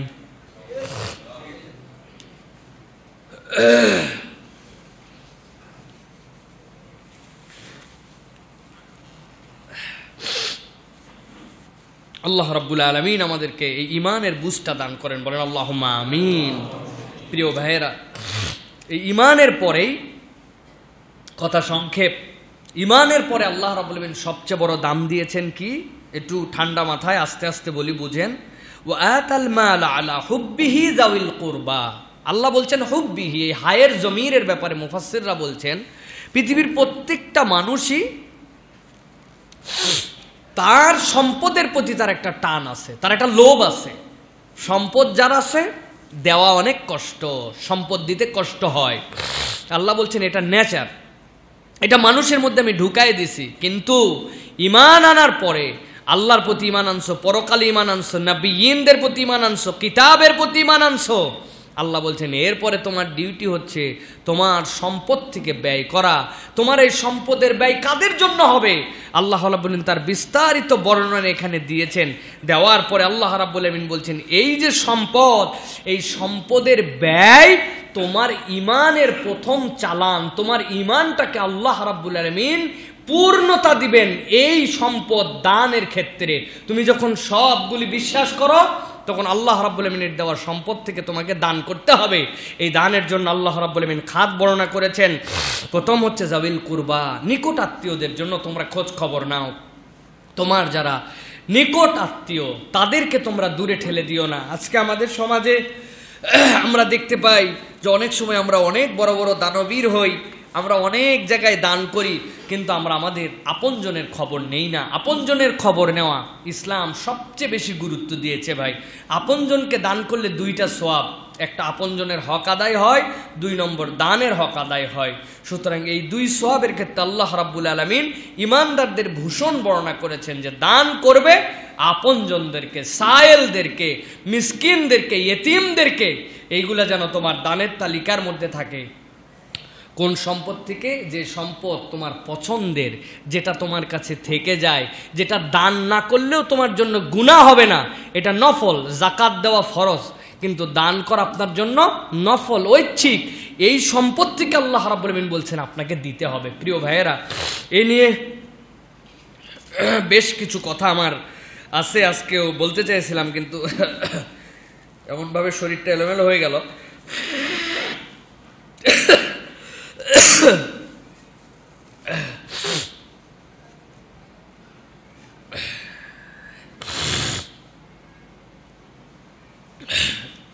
দেখেন, কয়েকটা পয়েন্ট তারপরেও বলে রাখি, একটু মন দিয়ে শোনেন। একটা হচ্ছে সাদাকা করি যে আমরা, এই সাদাকার দাম কত? রাসূলুল্লাহ সাল্লাল্লাহু আলাইহি ওয়াসাল্লাম বলছেন, ইত্তাকুন নার ওয়ালাউ বিশিক্কি তামরাতিন ফামান লাম ইয়াজিদ শিক্কা তামরাতিন ফাবিকালিমাতিন তাইয়্যিবাহ। ও দুনিয়ার মানুষ, তোমরা আল্লাহ রাব্বুল আলামিনের জন্য তোমরা দান করো, যদি তা একটা খেজুর দিয়েও হয়, তোমরা তাহলে জাহান্নাম থেকে বাঁচার জন্য চেষ্টা করো, জাহান্নাম থেকে একটা খেজুর দিয়েও বাঁচো। সাদাকার এমন দাম, যদি কারো কাছে একটা খেজুর না থাকে তাহলে আল্লাহ নবী বললেন বিকালিমাতিন তাইয়্যিবাহ, তারপরে উত্তম কথা বলো মানুষকে, উত্তম কথা বলে হলেও তুমি জাহান্নাম থেকে বাঁচার চেষ্টা করো। ইমানদারের উত্তম কথাও একটা সাদাকা। সুবহানাল্লাহ। এই সাদাকা আমাদের জন্য অত্যন্ত গুরুত্বপূর্ণ। রাসূলুল্লাহ সাল্লাল্লাহু আলাইহি সাল্লাম বলছেন, তুমি তো সাদাকা করো, কেউ একজন চেতে আসছে, তুমি দেখতে পাও যে তোমার সাদাকাটা তার হাতে যাচ্ছে, আসলে তুমি দেখতে পাও ভিজুয়ালি, কিন্তু এইটা দেখা যায় না, এরকম একটা রূপও আছে। কি সেইটা? রাসূলুল্লাহ সাল্লাল্লাহু আলাইহি সাল্লাম বলছেন, ইন্নাস সাদাকাতা তাকাউ ফি ইয়াদিল্লাহ ক্বাবলা আন তাকা ফি ইয়াদিল মুসাদ্দাকি আলাইহি। যাকে দান করতেছো তার হাতে পৌঁছানোর আগে তোমার দানটা আল্লাহর হাতে পৌঁছায় যায়। সুবহানাল্লাহ। সুতরাং প্রিয় ভাইরা, আমাদেরকে দানের অভ্যাস গড়ে তুলতে হবে। দানের অভ্যাস ইমানদারের অন্যতম একটা নিয়ামত। রাসূলুল্লাহ সাল্লাল্লাহু আলাইহি ওয়াসাল্লাম বলছেন, প্রত্যেক দিন শয়তান মানুষের বিপক্ষে চক্রান্ত করে। শয়তানের চক্রান্ত তোমাদেরকে নস্যাৎ করে দিতে হবে। আমি সহজ একটা বুদ্ধি বলে দিচ্ছি, একটা কাজ করবে, সাথে সাথে ৭০টা শয়তানের চক্রান্ত নষ্ট হয়ে যাবে। রাসূল বলছেন, কি কাজ? মা ইয়াখরুজু রাজুলুম বিশাইইম মিনাস সাদাকাতি হাত্তা ইউফাক্কা আন লাহি ৭০ শাইতানা। রাসূল বলছেন, যখন কোনো একটা ব্যক্তি আল্লাহর জন্য একটা কিছু সাদাকা করার নিয়ত করে, আল্লাহর সাথে সাথে তার উপর কার্যকর হতে যাওয়া ৭০টা শয়তানের চক্রান্ত নষ্ট করে দেন। তাহলে প্রত্যেকটা মানুষ শয়তানের যে চক্রান্ত, এখান থেকে বাঁচার জন্য আমাদেরকে আল্লাহর জন্য সাদাকা করা দরকার। রাসূল বলছেন, তুমি তো দেখতে পাও সাদাকা করলে সম্পদ কমে, কিন্তু আমি রাসূল বললাম সম্পদ কমে না, সম্পদ বাড়ে। মা নাকাসাত সাদাকাতুম মিন মাল, যখন কেউ মাল থেকে সাদাকা করে তার সম্পদ কমে না, সম্পদ আল্লাহ বাড়ায় দেন। সুবহানাল্লাহ। সহিহ মুসলিমের হাদিস। সুতরাং প্রিয় ভাইরা, দান জাহান্নাম থেকে বাঁচার জন্য একটা খেজুর হলেও করতে হবে। আপনার দান আপনার সম্পদকে কমায় না। আপনি দান করেন, দান দাতার থেকে গ্রহীতার হাতে পৌঁছানোর আগে আল্লাহর হাতে চলে যায়। দানের কারণে শয়তানের চক্রান্ত বিনষ্ট হয়ে যায়। সুবহানাল্লাহ বিহামদিহি। রাসূলুল্লাহ সাল্লাল্লাহু আলাইহি ওয়াসাল্লাম থেকে হাদিস আসছে, আমাদের আসমানের রিজিক, এই রিজিকটা আল্লাহর নবী বলছেন, তোমরা কি নামাতে চাও তোমাদের রিজিক? আমাদের অনেকের ধারণা রিজিক মানে কেবলমাত্র এই খাদ্য, কেবলমাত্র চাকরি, কেবলমাত্র ব্যাংক ব্যালেন্স। না ভাই, রিজিকের সর্বোচ্চ রিজিক আল্লাহর পক্ষ থেকে মানব জীবনের সুস্থতা। সর্বোচ্চ রিজিক কি? সুস্থতা। আল্লাহ রাব্বুল আলামিন আপনাকে ট্রিলিয়ন টাকা দিছে, আপনি পঙ্গু হয়ে প্যারালাইজ হয়ে হাসপাতালের মধ্যে হুঁশ জ্ঞানহীন হয়ে পড়ে আছেন। আপনি যদি কেউ বলতো যে আপনি আগামী 2 বছর টন টাইট সুস্থ হয়ে ঘুরবেন, আপনার সব সম্পদ নাই, আপনি কোনটাতে রাজি? ওই লোক তখন বলতো হাসপাতাল থেকে, অন্তত আমি 2 বছর ঘুরতে চাই, তুই সব নিয়ে নে, আমার সুস্থতা ফেরত দিয়ে দে। তার মানে সুস্থতার থেকে বড় কোনো রিজিক নাই, ঠিক কি না? আমরা কি এটাকে হিসাবের মধ্যেই নাই? আমাদের রিজিক মানে গরুর গোস্ত, আলু ভর্তা, ডাল ভাত, তাই না ভাই? হ্যাঁ, এটা রিজিক না সব সময় ভাই। ব্যাংক ব্যালেন্স কোটি কোটি টাকা রিজিক না। হেভি দামি গাড়ি রিজিক না। আপনি বিশাল দামি গাড়িতে ঘুরতেছেন, আপনার গাড়ির দাম কোটি কোটি টাকা, কিন্তু আপনার ওই গাড়ি অ্যাক্সিডেন্ট করে 2 পা ভাঙে গেছে, আপনি জানেন আপনার সারা জীবন বিছনায় শুয়ে কাটান লাগবে, আপনার 2 চোখ অন্ধ হয়ে গেছে। গাড়ি কেনার সময় যদি বলা হতো যে এরকম 5 কোটি টাকার গাড়ি তো হবে, অ্যাক্সিডেন্ট কিন্তু বুধবার দিন হবে, তুই গাড়ি নিবি না, বলে গাড়ির খেতাপুরি, গাড়ি বাদ দে বেটা, আমার সুস্থ থাকা দরকার আরো 2, 5, 10 বছর। তার মানে রিজিক আপনার সুস্থতা। রাসূলুল্লাহ সাল্লাল্লাহু আলাইহি ওয়াসাল্লাম বলছেন, আসমান থেকে তুমি কি তোমার রিজিক নামাতে চাও? আমি তোমাকে বুদ্ধি দিচ্ছি। হযরতে আলী ইবনে আবি তালেব রাদিয়াল্লাহু তাআলা আনহু বলছেন, ইস্তানজিলুর রিজকা বিস সাদাকাহ, আসমান থেকে রিজিক নামে সাদাকা দিয়ে। সুবহানাল্লাহ, সাদাকা করো, তোমার রিজিক নামাও। হযরত আয়েশা সিদ্দিকা রাদিয়াল্লাহু তাআলা আনহা একদিন রোজা ছিলেন, একজন মিসকিন জোহরের নামাজের পরে আসলো, বলল আমাকে কিছু দেন। হযরত আয়েশার কাছে 2টা রুটি ছিল, ইফতার করবেন জন্য রেখেছিলেন, 1টা রুটি দিয়ে দিয়েছেন। সন্ধ্যার আগ দিয়া আরেকজন মিসকিন আসছে, আসা বলছে আমাকে কিছু দেন। হযরত আয়েশা সিদ্দিকা রাদিয়াল্লাহু তাআলা আনহা তার খাদেমাকে বলছেন যে রুটিটা সেটা দিয়ে দাও। ওই বলছে আপনি রোজা আছেন, আপনার এই আজকের ইফতার কি দিয়ে করবেন এটা দেওয়া যাবে না। বলছে আমি বলছি দিয়ে দাও। রোজা আছে, জোহরের পর 1 রুটি দিছে, আসরের পর 1 রুটি দিয়ে দিছেন। হঠাৎ করে ইফতারের আগ মুহূর্তে তার বাড়িতে এসে কড়া নাড়তেছে, কড়া নাড়ার পরে দরজা খুলছেন, খোলার পরে বলছে আমরা অমুক গোত্র থেকে উম্মাহাতুল মুমিনিন আয়েশার কাছে হাদিয়া নিয়ে আসছি, আস্ত একটা গরুর ভুনা আর রুটি, এইটা তার জন্য হাদিয়া। হযরতে আয়েশা বলতেছেন তার খাদেমাকে, গুনে দেখো রুটি কয়টা আছে, কারণ আল্লাহ যেই হিসাবে সাদাকার বদৌলতে ফেরত দেওয়ার কথা মিলে কিনা দেখো। উনি গুনে দেখছে আল্লাহ রাব্বুল আলামিন তার রিজিকটা বহুগুণ বাড়ায় তার কাছে পাঠাইছেন। সুবহানাল্লাহ। এই জন্য হযরতে আলী ইবনে আবি তালেব বলছেন, ইস্তানজিলুর রিজকা বিস সাদাকা, তোমরা তোমাদের রিজিকটাকে আসমান থেকে নামাও সাদাকা দিয়া। ইবনে আবি দুনিয়া এই কথা বলেছেন। হযরত আবু হুরায়রা রাদিয়াল্লাহু তাআলা আনহুর কাছে জিজ্ঞাসা করা হলো, মান যাল্লাযী ইউকরিদুল্লাহ কারদান হাসানান ফায়ুদাইফাহু লাহু, কেউ যদি আল্লাহর জন্য ঋণ দেয়, মানে আল্লাহর জন্য সাদাকা দেয়, আল্লাহ তাকে বহুগুণ বাড়ায় দিবেন। হে আবু হুরায়রা, এটা কত গুণ? আবু হুরায়রা বললেন, আমার জীবন দিয়ে বুঝি এটা 20 লক্ষ গুণ। সুবহানাল্লাহ বলবেন না?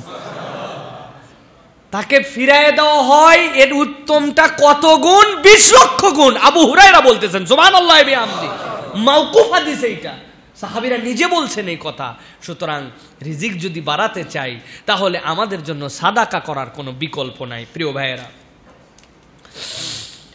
ফেরেশতারা আল্লাহ রাব্বুল আলামিনের কাছে আরেকদিন আরজি করলো, আলামিন আপনার সৃষ্টির মধ্যে আমরা দেখতে পাই বাতাসের থেকে শক্তিশালী কিছু নাই, এর থেকেও কি শক্তিশালী আপনার কোনো সৃষ্টি আছে? কেন তারা এই কথা বলছে? এই কথা বলার কারণ, তারা দেখতে পায় বিশাল পাহাড় আল্লাহর সৃষ্টি, কিন্তু পাহাড় যত বড়ই সৃষ্টি হোক, লোহা দিয়ে পাহাড় কেটে ফেলা হয়। যেই লোহা দিয়ে পাহাড় কাটা হয়, লোহা কত না শক্তিশালী। আশ্চর্য হয়ে দেখে যেই লোহা পাহাড় কাটে, ওই লোহা এত শক্তিশালী হওয়ার পর আগুন আসলে ওই লোহাকে গলায় ফেলে, তাহলে আগুন কত না সৃষ্টিশালী। সুবহানাল্লাহ বিহামদিহি, যেই আগুন এত শক্তিশালী, তারা দেখতে পায় কিসের শক্তি? পানি আসার পরে ওই আগুনকে নিভায় ফেলে, তাহলে পানি কত না শক্তিশালী। তারা দেখে যে এই পানি এত শক্তিশালী, ওই আসমানে আসমানে ওই পানিগুলাকে তারাই নিয়ে বেড়ায়। আল্লাহ রাব্বুল আলামিনের মহা শক্তিশালী সৃষ্টি বাতাস, ওই বাতাস মেসমার করে দিতে পারে সবকিছুকে। ফেরেশতারা বলল, ইয়া রাব্বুল আলামিন, বাতাসের থেকেও কি আপনার কাছে শক্তিশালী কোনো সৃষ্টি আছে? হাদিসের মধ্যে আসছে, তিনি বললেন, নাম, ইবনু আদম ইয়াতাসাদ্দাক বিয়ামিনিহি ইউখফিহা মিন শিমালিহি।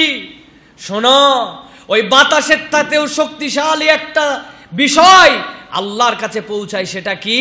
বনি আদমের দান।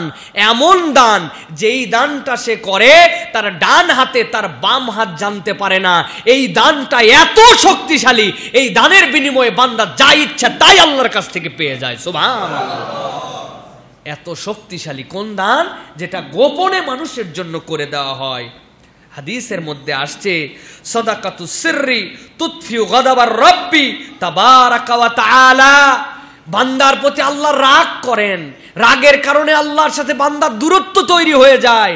বান্দা আল্লাহকে আর কিছু দিয়ে বুঝ দিতে পারে না, এত গুনাহ করছি, এত ভুল করছি, এত অপরাধ করছি, এত হুকুমের নাফরমানি করছি, সব রাগ পানি হয়ে যায়। কিভাবে? যখন বান্দা গোপনে আল্লাহর জন্য দান করে, কেউ জানে না, চুপি চুপি যার প্রয়োজন তার কাছে দিয়ে দিছে, চুপি চুপি কিছু দান আল্লাহর করে দিছে, আল্লাহ আর বান্দা ছাড়া কেউ জানে না। হাল্লাকা সিররুন ইনদাল্লাহ, আল্লাহর জন্য এরকম কোন গোপন দান আছে কিনা, ওই দান করা মাত্র আল্লাহর রাগ বিগলিত হয়ে যায়, আল্লাহর রাগ বান্দার থেকে দূরীভূত হয়ে যায়। সুবহানাল্লাহ। সুতরাং আল্লাহর থেকে কাজ হাসিল করার জন্য গোপনে দান, আর আল্লাহর মনকে সন্তুষ্ট করার জন্য গোপন দান, এর থেকে শক্তিশালী আল্লাহর সৃষ্টি নাই। সুবহানাল্লাহ বিহামদি। আমাদেরকে অভ্যাস করতে হবে প্রিয় ভাইয়েরা। সর্বোত্তম দান কোনটি প্রিয় ভাইয়েরা? ভালো করে এটা বুঝতে হবে। সর্বোত্তম দান অনেক ধরনের সংজ্ঞা আছে। আমাদের যখন দানের কথা বলা হয়, সাদাকার কথা বলা হয়, তখন আমাদের মতো লোকেরা চিন্তা করি এগুলো বড় লোকদের কাজ, যাদের অনেক টাকা পয়সা তারা দান করবে, যাদের টাকা আছে মিলিয়ন মিলিয়ন তারা দান করবে। আমরা দিন আনি দিন খাই, আমাদের মাসের বেতন দিয়ে টানাটানির সংসার পার হয় না। আমি এখনো ছাত্র মানুষ, আমার তেমন কামাই রুজি নাই, আমি তরকারির ব্যবসা করি, আমি ভ্যান চালাই, রিক্সা চালাই, শ্রমিক, আমি মুয়াজ্জিন সাহেব, আমি ইমাম সাহেব, আমি হুজুর সাহেব, আমি ব্যাগ ধরে মানুষের কাছে টাকা তুলি। রাসূলুল্লাহ সাল্লাল্লাহু আলাইহি সাল্লাম সংজ্ঞা পরিবর্তন করে দিয়েছেন। রাসূলুল্লাহ সাল্লাল্লাহু আলাইহি সাল্লাম বলছেন সর্বোত্তম দান কোনটি? সর্বোত্তম দান হচ্ছে জাহাদুল মুকিল্লি ওয়া আবদা বিমান তাউল। আল্লাহর নবী বলছেন যার সম্পদ কম কিন্তু তারপরে ওই অসম্পদশালী লোক যখন দান করে আর তার পরিবার থেকে দান যখন শুরু করে, এই দানটাই আল্লাহর কাছে সর্বোত্তম দান। সুবহানাল্লাহ। আবু হুরায়রা রাদিয়াল্লাহু তাআলা আনহু রাসূলুল্লাহ সাল্লাল্লাহু আলাইহি ওয়াসাল্লামকে জিজ্ঞাসা করলেন, ইয়া রাসূলুল্লাহ, সর্বোত্তম দানকারী আর দানটা কি? আল্লাহ রাসূল সাল্লাল্লাহু আলাইহি ওয়াসাল্লাম উত্তর দিলেন, জাহাদুম মিন মুকিল্লিন ওয়া সিররুন ইলা ফাকিরিন। অভাবী লোক যখন গোপনে দান করে, আল্লাহর কাছে এর থেকে উত্তম দান আর কিছুই হতে পারে না। সুবহানাল্লাহ। আমি নিজেই অভাবী, কিন্তু গরিবের জন্য আমি গোপনে দান করে দিচ্ছি। সুবহানাল্লাহি বিহামদিহি। আপনার অভাব দূর করে রিজিক নামানোর জন্য এটাই তো আপনার পদ্ধতি। সুবহানাল্লাহ। এই জন্য দান খালি বড় লোকের আইটেম না, দান প্রত্যেক ইমানদারের আইটেম। প্রত্যেক মানুষকে দানের অভ্যাস গড়ে তুলতে হবে। উত্তম দান হবে যার কাছে আমাদের পয়সা কম, টাকা পয়সা কম, দেওয়ার মতো কিছুই নাই দেখতে পাচ্ছি, তারপরেও কেউ একজন হাত পাচ্ছে, আহারে আল্লাহ আলহামদুলিল্লাহ।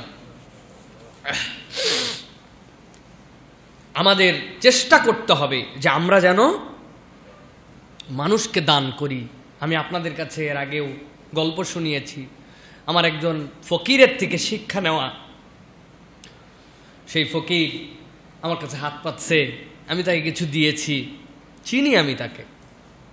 এরপরে আমি বাজার করতে যাচ্ছি, সেও আমার সাথে বাজারে যাচ্ছে। যাওয়ার পরে দেখি একটা মোড়ের মধ্যে একজন মিসকিন বসে আছে, তার পুরা গায়ের মধ্যে এরকম একটা পক্সের মতো কি উঠছে পুরা গায়ে। সে বলছে, কেউ কিছু দিয়ে যান বাবা, কেউ কিছু দিয়ে যান। ওই ফকির আমি যে দিছি ওখান থেকে সে আবার ওই ফকিরের দান করছে। আমি বললাম, চাচা আপনি তো ভালো বড় লোক মানুষ, একটু আগে আমার তে নিলেন, আবার দিয়ে এমন দান করতেছেন। বলছে, বাপ আমি তো তোমার কাছে যে বলছিলাম যে বাপরে আমারে কিছু দাও, কিন্তু এ এমন ফকিরের ফকির, ও যে জায়গায় বসছে এখান থেকে নড়তে পারে না। কেউ যদি দিয়ে যায় তকদিরে তাহলে আসে, ও যে নিতে পারে না, তাহলে ও আমার তে খারাপ অবস্থা, এই জন্য আমি কিছু দিলাম। একজন ফকির আমাকে দান করা শিখাইছে কেমন করে দিতে হয়। এই জন্য রাসূলুল্লাহ সাল্লাল্লাহু আলাইহি ওয়াসাল্লাম বলছেন, জাহাদুম মিন মুকিল্লিন ওয়া সিররুন ইলা ফাকিরিন। যার অভাবগ্রস্ত, বেশি কিছু নাই, সম্পদ নাই, কিন্তু তারপরেও সে গোপনে অভাবীকে দান করে, সেই তো প্রকৃত দানবীর। সুবহানাল্লাহ। আপনার আছে তো আপনি দিবেনই, কিন্তু যার টানাটানি সেই সময় সে দেয়, এই হচ্ছে বীর। আল্লাহ রাসূল সাল্লাল্লাহু আলাইহি ওয়াসাল্লামের এই হাদিস অনুযায়ী আমাদেরকে দান করার চেষ্টা করতে, কম হোক বেশি হোক, লোক দেখানোর কিছু নাই, আমরা এটা দিতে পারবো প্রিয় ভাইরা। এটা তাহলে আমাদের জন্য উত্তম একটি দান হবে। সর্বশেষ একটা প্রশ্ন আমাদের কাছে একজন করেছেন, এই উত্তর দিয়ে আজকে শেষ করে দিব। তিনি বলছেন, অনেক বড় চিঠি লিখছেন আমার কাছে, তার মধ্যে তার বক্তব্য যে আমার আগে সামর্থ্য ছিল না, তখন আমার পিতামাতা বেঁচে ছিলেন, কিন্তু এখন আমার কিছু সামর্থ্য হয়েছে, কিন্তু আমার আব্বা আম্মা বিগত 3 বছর এবং 4 বছর আগে দুইজনই গত হয়ে গেছেন। এখন আমার কাছে অনেক কিছু আছে, কিন্তু আমি আমার পিতামাতার জন্য তো কিছু করতে পারি না। আমার পিতামাতা মারা যাওয়ার পরেও তাদের জন্য আমার করণীয় কিছু আছে কি? আমার কাছে খুব ভালো লেগেছে যে তার অন্তরের আকুতিটা। একসময় কিছুই ছিল না, চাকরি ছিল না, চেষ্টা করছিল, বাপ মার জন্য করব ভাবছিলাম, কিন্তু আজকে আল্লাহ অনেক কিছু দিছেন। আজকে ফ্রিজ ভর্তি ফল, তার ডাইনিং ভর্তি খাবার, কিন্তু বাপ মা নাই। আজকে বেদানা খায় আর চিন্তা করে, আহারে আমার আব্বা থাকলে তো আমি এই জিনিসটা খাওয়াতাম, ওই সময় আমার তো সামর্থ্য ছিল না, আমি তো পারি নাই, এই সুযোগ পাই নাই। ঠিক এইরকমই একটা জিজ্ঞাসা রাসূলুল্লাহ সাল্লাল্লাহু আলাইহি সাল্লামের কাছে এসে করেছেন। আবু উসাইদ রাদিয়াল্লাহু তাআলা আনহু বলছেন, আমি বসে আছি, একজন লোক নবী করিম সাল্লাল্লাহু আলাইহি সাল্লামের কাছে এসে আজব এক প্রশ্ন করলো। বলল, ইয়া রাসূলুল্লাহ, আমার পিতামাতা দুনিয়া থেকে চলে গেছেন, তারপরেও কি আমি আমার পিতামাতার খেদমত করতে পারি? বেঁচে আছে, পা ব্যথা, পা টিপছেন, পানি চাইছে, পানি এনে দিছেন, ওষুধ লাগবে, ওষুধ দিছেন, খেদমত ছিল। মারা গেছে, তারপরেও খেদমত করতে পারি? সাহাবীরা হা হয়ে গেলেন। কি জিজ্ঞাসা করলো? মারা যাওয়ার পরে কেমনে খেদমত করে মানুষের? রাসূলুল্লাহ সাল্লাল্লাহু আলাইহি সাল্লাম উত্তর দিচ্ছেন, নাম খিসালুন আরবাউন। হ্যাঁ, তোমার আব্বা আম্মা মারা গেছে, দুনিয়া থেকে চলে গেছে, তুমি তারপরেও খেদমত করতে পারো। তোমার 4টা কাজ করলে তাদের খেদমত করা হবে। সুবহানাল্লাহ। আল্লাহ রাসূল 1 নম্বর বলছেন, আদ-দুআউ লাহুমা। 1 নম্বর, তোমার পিতামাতা চলে গেছে, খেদমত অব্যাহত থাকবে, তাদের জন্য দোয়া অব্যাহত রাখো, তুমি দোয়া করবে। 2 নম্বরে, ওয়াল ইস্তিগফারু লাহুমা। তাদের 2 জনের জন্য আল্লাহর কাছে অনবরত ক্ষমা প্রার্থনা করবে, তুমি ক্ষমা প্রার্থনা করবে, আল্লাহ এটা খেদমত হিসাবে কবুল করবেন। 3 নম্বরে, ওয়াল ইনফাযু ওয়াদিহিমা। তারা যে সকল ওয়াদা করে গেছেন, এই ওয়াদাগুলি তুমি আদায় করে দিবে। তারা যে প্রতিশ্রুতি করেছেন, প্রতিশ্রুতিগুলো পিতামাতার হয়ে তুমি রক্ষা করবে। 4 নম্বরে, ওয়াসিলাতুর রাহিমিল্লাতি লা রাহিমা ইল্লা মিন ক্বাবলিহিমা। আল্লাহ রাসূল বলছেন, তাদের সাথে এমন কতকগুলো মানুষের বন্ধন ছিল যেটা রক্তের বন্ধন নয়, কিন্তু পিতা মাতার সাথে বন্ধুত্ব ছিল। বন্ধনটা রক্তের নয়, কিন্তু বন্ধুত্বটা ছিল পিতা মাতার। আমার আব্বার 5 জন বন্ধু ছিল, তার কাছে তিনি মিশতেন। আমার মার কাছে পাড়ার, মহল্লার, উমুক এলাকার মানুষজন আসতেন, রক্তের আত্মীয় নয়, কিন্তু বন্ধনটা পিতার সাথে, মায়ের সাথে সম্পর্কিত। রাসূল বললেন, এই বন্ধনটার তুমি নার্সিং করবে, যোগাযোগ রাখবে, রক্ষা করবে। এই 4টা কাজ যদি করো, তোমার পিতামাতা চলে যাওয়ার পরেও তাদের খেদমত তোমার দ্বারা অব্যাহত থাকবে। সুবহানাল্লাহ। 1 নম্বর, তাদের জন্য দোয়া। 2 নম্বর, তাদের জন্য খেদমত, তাদের জন্য ক্ষমা প্রার্থনা করা। 3 নম্বর, তাদের প্রতিশ্রুতিগুলো আদায় করে দেওয়া। 4 নম্বর, তাদের বন্ধু বান্ধবদের সাথে সন্তান হিসাবে তোমার সম্পর্ককে ঠিক রাখা। আবু হুরায়রা রাদিয়াল্লাহু তাআলা আনহু বলেন, রাসূলুল্লাহ সাল্লাল্লাহু আলাইহি সাল্লামের কাছে আমি আরেকটি কথা শুনেছি। রাসূল একদিন এসে বললেন, শোনো, জান্নাতে যাওয়ার পরে আল্লাহ রাব্বুল আমিনের কাছে 1 শ্রেণীর লোক এসে বলবে, আল্লাহ, আমার এই মর্যাদা, আমার আমলনামায় এই বৃদ্ধি কিভাবে? আমি তো এই জায়গায়, আমার এই মর্যাদা কেমন করে বৃদ্ধি পাচ্ছে? হযরত আবু হুরায়রা বলছেন, রাসূল বলছেন, ইন্নাল্লাহ আযজা ওয়া জাল্লা লা ইয়ারফাউদ দারাজাতা লি আবদিস সালিহি ফিল জান্নাহ ফায়াকুলু ইয়া রাব্বি আন্না লি হাদিহি ফায়াকুলু বিইস্তিগফারি ওয়ালাদিকা লাকা। হে আল্লাহ, জান্নাতে আমার এই মর্যাদা কেমনে বাড়লো? আল্লাহ বললেন, তোমার মর্যাদা বৃদ্ধি হয়েছে, তুমি দুনিয়ার থেকে চলে যাওয়ার পরেও তোমার সন্তান তোমার হয়ে আল্লাহর কাছে ক্ষমা চাইছিল, ক্ষমা চাইছিল, ক্ষমা চাইছিল। এই ক্ষমা চাওয়ার কারণে আল্লাহ তোমার মর্যাদা জান্নাতে বাড়ায় দিয়েছে। সুতরাং প্রিয় ভাইরা, আমাদের যাদের পিতা মাতা চলে গেছেন, আমরা মনে করব না তাদের খেদমত শেষ। এই 4টা কাজ আমরা করার চেষ্টা করব। রাসূলুল্লাহ সাল্লাল্লাহু আলাইহি ওয়াসাল্লাম এরপরে 2-1টা কাজকে খুব প্রায়োরিটি দিয়েছেন। পিতা মাতার জন্য পানি খাওয়ানোর ব্যবস্থা করা। আল্লাহ রসুলের সাহাবীদের থেকে 8 থেকে 10টা হাদিস আসছে, তারা তাদের পিতা মাতার জন্য নহরের ব্যবস্থা করেছেন, পানি খাওয়ার ব্যবস্থা করেছেন। কত সুযোগ আছে আপনার! রমজান মাসে মসজিদগুলোতে অনেক মুসাফিরিন থাকে, ইফতারকারী থাকে, ভারী 20,000-25,000 টাকা লাগে একটা ফ্রিজার, কুলার, ওয়াটার কুলার লাগাই দিলেন। কোনো একটা বাজারের মধ্যে একটা কল নাই, বাপ মায়ের জন্য একটা কল বসায় দিলেন। মানুষের জন্য কোনো একটা প্রতিষ্ঠান আছে, স্কুল আছে, কোনো একটা জায়গা আছে, যেই জায়গাতে মানুষজন একটু পানি খেতে পারবে, পানির একটা ব্যবস্থা করে দিলেন, এইটা আল্লাহর কাছে সর্বোত্তম দান হিসেবে বিবেচিত হবে। এরপরে আপনার জন্য আছে বিভিন্ন সিজন আসে, ফলের সিজন, যেই সিজনে বিভিন্ন ধরনের ফল আসে। 2-1 হাজার টাকার ফল কিনে আব্বা কোন চাচার সাথে মিশতেন, আব্বার বন্ধু বান্ধব কে ছিল, 2টা মাছ কিনে তাদের বাড়িতে পাঠায় দিয়েছেন, 2টা ফল কিনে তাদের বাড়িতে পাঠায় দিয়েছেন। এইরকমভাবে পিতা মাতার কবরের মধ্যে এই সোয়াব আপনার পথ থেকে পৌঁছানো বড় সম্ভব। এছাড়াও আপনার জন্য কোনো মসজিদ নির্মাণে আপনি সহায়তা করেছেন, কোনো দ্বীনি প্রতিষ্ঠানকে অগ্রগামী করার জন্য আপনি চেষ্টা করেছেন, কোরআনের শিক্ষা বিস্তারের জন্য আপনি দান করেছেন। সাথে সাথে মনে রাখবেন, পিতা মাতার কবর জিয়ারত করাও আপনার জন্য একটা ইবাদত। আপনি আপনার পিতা মাতার কবরের কাছে যাবেন, তাদের জন্য ইস্তেগফার করবেন, তাদের জন্য দোয়া প্রার্থনা করবেন, এটাও আপনার আমার জন্য আমল। আশা করি আমরা যদি আমাদের যাদের পিতামাতা চলে গেছেন এই কাজগুলি করি, তাহলে আমরা নেক সন্তান হিসেবে আল্লাহর কাছে পরিগণিত হব এবং আমাদের পিতামাতাকে আল্লাহ রাব্বুল আলামিন রিওয়ার্ড দান করবেন। বলেন আল্লাহুম্মা আমিন। আলহামদুলিল্লাহ, অনেকেই এখানে নিয়ত করছেন যাক আমাদের বাপ মা মরুক, তারপরে এইগুলো আমরা শুরু করব, তাই তো? বাসে থাকতে তো আমাদের কোনো কাজ নাই, তাই না ভাই? এই 2 জন হচ্ছেন জান্নাতের দরজা আপনার আমার জন্য, অথবা জাহান্নামের দরজা। সুতরাং যাদের বাপ মা বেঁচে আছে, এইটাকে আপনারা বিরাট বড় সুযোগ হিসাবে নেন ভাই, বিরাট বড় সুযোগ হিসাবে নেন। পাস্ট ইজ পাস্ট, যা হয়ে গেছে হয়ে গেছে। পিতামাতার সাথে কখনো খারাপ ব্যবহার করেন না, রূঢ় আচরণ করেন না, তাদের সাথে সম্পর্ক বিনির্মাণ করেন, তাদেরকে ভালোবাসেন, তাদের সাথে সম্পর্কিত হন। 2টা জিনিস ভালো করে মনে রাখবেন, পিতা মাতা আপনার জন্য জান্নাতে যাওয়ার কারণ, জাহান্নামে যাওয়ার কারণ। বেঁচে থাকতে এটার মূল্যায়ন করেন। আর 2 নম্বরে, দুনিয়ায় বেঁচে থাকতে বন্ধু নির্বাচন করে যান। আপনি বন্ধু কাকে বানাচ্ছেন একটু ঠান্ডা মাথায় চিন্তা করেন। আপনি মনে রাখবেন, আপনার মারা যাওয়ার পরে আপনার বন্ধুরা সবার আগে আপনার জন্য জানাজায় আসবে, যদি সে প্রকৃত বন্ধু হয়ে থাকে। কিন্তু এমন বন্ধু আপনি বানায় রাখছেন কিনা যে জানাজায় আসার পরে প্রথম কাতারে দাঁড়াবে, কিন্তু ঠিক মতো ওযু করতে হয় কেমন করে জানে না, জানাজার নামাজ কেমন করে পড়তে হয় জানে না, পাক নাপাকের বিধিবিধান জানে না। জানাজায় এসে আপনার বন্ধু দাঁড়ায় গেছে, ফজরের নামাজ হয়তো পড়ে নাই, তারপরে জোহরের নামাজ হয়তো যাওয়ার পরে পড়বে না। আপনার বন্ধু যেন এরকম না হয়। আপনার খাটলিটা কার কাঁধে উঠতেছে, আপনার বন্ধু সবার আগে যাওয়ার চেষ্টা করবে আপনাকে হৃদয় দিয়ে ভালোবেসে থাকলে। সুতরাং কিয়ামতের দিনে যাওয়ার পর আল্লাহ রাব্বুল আমিন যেরকম বলেছেন, আপনার আমার জন্য আফসোস হবে। ইয়াউমা ইয়া'আদ্দুজ যালিমু আলা ইয়াদাইহি, ওই দিন হাতে কামড়ায় কামড়ায় মানুষজন ওই দিন আফসোস করবে, হায় রে আমি কাকে বন্ধু বানাইছি, আমি কার সাথে সম্পর্ক করেছি। এরকম যেন না হয়, মেহেরবানি করে এই জন্য বন্ধু নির্বাচনে আজকের থেকে সতর্ক হন। আপনার বন্ধুকে আপনি কার সাথে সম্পর্কিত হয়েছেন। আর পিতা মাতা যদি আপনার হায়াতে থাকে, তাহলে মেহেরবানি করে আজকের থেকে সম্পর্কটা ঠিক করে ফেলেন।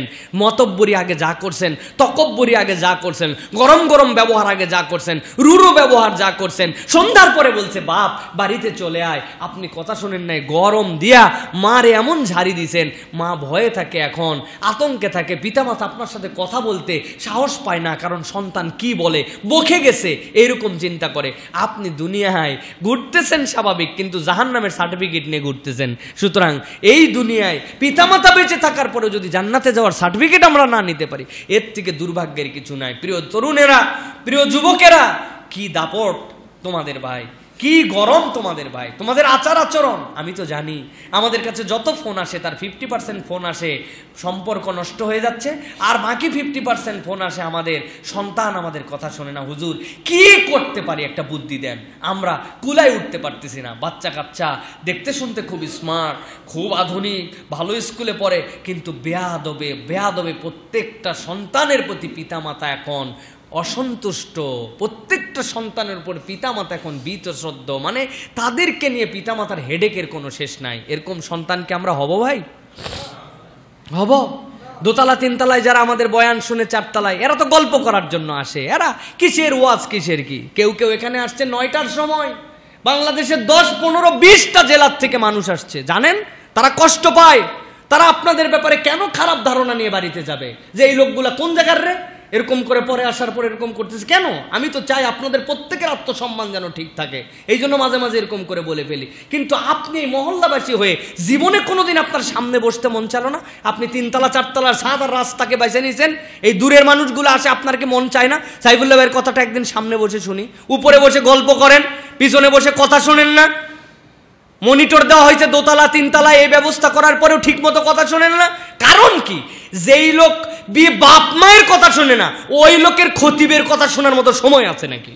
কি ভুল বললাম? আচার আচরণ কথাবার্তা, খালি টাকা লাগলে বাপ মায়ের কাছে, ওই সময় হয়তো একটু ভালো ব্যবহার করে, তাও করে না। দিবি না মানে না দিলে বাড়ির থেকে চলে যাচ্ছে, ভয়ে দেয়। হ্যাঁ, কি করবে? এত টাকা কি করিস? কি করিস মানে? এখন সবকিছুর খরচ বাড়ছে, জানো না? বিড়ি খায়, আগে বিড়ির দাম ছিল 5 টাকা, এখন হয়েছে 15 টাকা, খরচ বাড়ছে না? আগে সিঙ্গেল কিনা যাচ্ছে, এখন সিঙ্গেল কিনা যায় না, প্যাকেট ধরে কিনা লাগে, খরচ বাড়ছে না? বাপ মা বোঝে না? সব বোঝে, পিতামাতা সব বোঝে। আল্লাহ বাপ মা হলেই যোগ্যতা দিয়ে দেন। আমি নিজেই তো অনুভব করতে পারি ভাই, আল্লাহ যোগ্যতা দেয়। আব্বার সাথে যাচ্ছি এরকম উঁচু জায়গায়, আম ঝুলতেছে, আব্বারে বলছে আব্বা আমটা পাইরে দেন, আম পাইরে দেন, মানুষের বাড়ি গাছের আম। আমি নিয়ত করছি খালি আব্বার সমান হই, হ্যাঁ, তখন দেখেন আর আপনারে বলা লাগবে না। আল্লাহর কি কাম, আব্বার থেকে একটু লম্বা হয়েছি 1 ইঞ্চি হয়তো এখন তো আম ওই জায়গায় ঝুলে। আমার মেয়ে বলে বাবা আমটা দিবা? কি এর আম? মানুষের আম। প্রিয় ভাই, আমি তো বুঝি, তাহলে বাপ মা সবই বুঝে। এক সময় আমি মনে করতাম আব্বার সমান হলে এটা ধরবো, আমি আবার বাপ হওয়ার পর আমি বুঝি, আমার মেয়ে বোঝে না। সুতরাং বাপ মা সব বুঝে, বাপ মারে বোকা ভাবেন না। এই জন্য আল্লাহ রসুল বলছেন এই দুইজন তোমার জান্নাত অথবা জাহান্নাম। পিতামাতার সাথে খারাপ আচরণ করেন না প্রিয় ভাইয়েরা, বাপ মায়ের কথা শোনেন। অনেক কথা তাদের মনে হবে ভুল ভুল, মাথায় কুলাচ্ছি না, তাও মেনে নেন, আল্লাহ আপনাকে বরকত দান করবে, ঠিক কিনা? এই জন্য দোতলা তিনতলা চারতলার আমার তরুণেরা, আমার যুবকেরা, এত মহব্বত করো তোমরা ভালোবাসো, তোমাদেরকে তুমি করে সম্বোধন করতেছি, কারণ তোমরা আমার প্রিয় ভাই। তোমাদের জন্য আমরা কথা বলি। তোমরা যদি কথা না শোনো পিতা মাতার, তাহলে এর থেকে বড় দুঃখের কিছু থাকবে না। এই মহল্লার থেকে আমার কাছে 50টা পরিবারের বিচার আছে। এই মহল্লার সি ব্লক, ত ব্লক মায়েরা দাঁড়ায় থাকে আমার সাথে কথা বলার জন্য। আমি তো কথা বলতে পারি না, সময় দিতে পারি না। আর মাহফিল আল্লাদের ঠেলায় মসজিদে পালায় যাওয়া লাগে। কতবার বলছি, গত বছর থেকে আমার মাহফিলের কোনো সুযোগ নাই, কিচ্ছু নাই। 10, 15, 20টা জেলার থেকে আসে, প্রত্যেকদিন 500-700 দাওয়াত নিয়ে আসছে, ভয়ের ঠেলায় পালায় যাওয়া লাগে। লোকজনের সাথে বসার কোনো কায়দা নাই, মুসাফা করার কোনো কায়দা নাই, আমার পালায় থাকতে হচ্ছে। প্রিয় ভাইরা, আমি বলছি এই জন্য এই বিচার আমি কিভাবে করব? এই মায়েরা আমাকে বিচার নিয়ে আসতেছে, বাপেরা বিচার নিয়ে আসছে। কি একটাই কথা, সন্তান কথা শোনে না। হুজুর, তার কোনো একটা আবদার আমরা না রাখা নাই, যা চাইছি হুজুর তাই দিছি আমার সাধ্যের মধ্যে, আহারে, তারপরেও কথা শোনে না। কেন? জাহান্নামে যাওয়া লাগবে। আপনি লিখে নেন, আপনার তকদির নষ্ট হয়ে যাবে। আপনাকে দুনিয়াতে পিতামাতাকে কষ্ট দিলে ভুগে ভুগে দুনিয়ার থেকে যাওয়া লাগবে। আল্লাহ সুদে আসলে শোধ করাবে। এইটা দুনিয়ায় দেখাবে, পরকালেও দেখাবে। এরকম মনে করেন না। আপনার ঠেলা আছে, আপনার সাইজ করে দিবে আল্লাহ দুনিয়ায়। আপনারা কোনো না কোনো দিক দিয়ে এমন ঠেক দেওয়া দিবে, দুনিয়ায় আপনাকে ধুকে ধুকে তারপরে নিয়ে যাবে। সব পাবেন, মিলিয়ন টাকা হবে, ট্রিলিয়ন টাকা হবে, গাড়ি হবে, বাড়ি হবে, বউ হবে, শান্তি পাবেন না। লিখে নেন। আপনি ঠিক বললেও ঠিক, না বললেও ঠিক। আল্লাহ রাব্বুল আমিন বলছেন, আল্লাহ রাব্বুল আমিনের ইবাদত করো। এরপর আল্লাহ বলছেন তোমার পিতামাতার সাথে ইহসান করো, বিল ওয়ালিদাইনি ইহসানা। সুতরাং আল্লাহর হুকুম না মানলে আপনার খবর আছে। আল্লাহ রাব্বুল আমিন আমাদেরকে বুঝ দান করে বলেন আল্লাহুম্মা আমিন। হাযা মা ইনদি ওয়াল ইলমু ইনদাল্লাহ। সুবহানাকাল্লাহুম্মা বিহামদিকা আশহাদু আল্লা ইলাহা ইল্লা আনতা আস্তাগফিরুকা ওয়া আতুবু ইলাইক। আসসালামু আলাইকুম ওয়া রাহমাতুল্লাহি ওয়া বারাকাতুহু।